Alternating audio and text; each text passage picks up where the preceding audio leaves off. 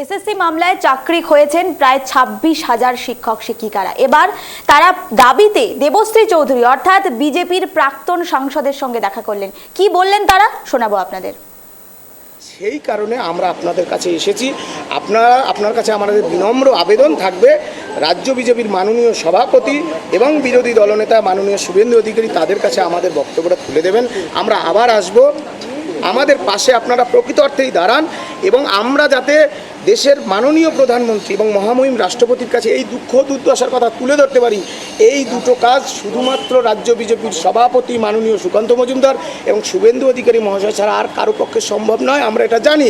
এবং এই কাজ মুখ্যমন্ত্রীও করতে পারে, কিন্তু মুখ্যমন্ত্রী করবে না, কারণ তার গদি টলমল হয়ে যাবে।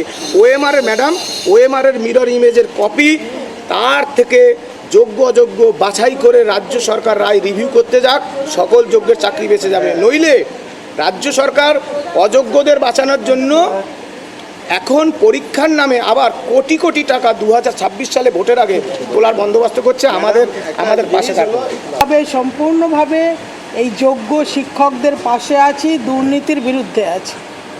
এটা নিয়ে নতুন করে বলবার অপেক্ষা রাখে না যে আমাদের রাজ্য সভাপতি, রাজ্যের বিরোধী দলনেতা এবং রাজ্যের সমস্ত নেতৃত্ব আমরা ব্যথিত, আমরা শঙ্কিত। আমরা এই যে 26,000 যোগ্য শিক্ষকদের অবস্থা নিয়ে আমরা সত্যিকারের আতঙ্কিত এবং বিভিন্ন সময় আমরা সমস্ত নেতৃত্ব কার্যকর্তা বলছি এদের কি দোষ ছিল।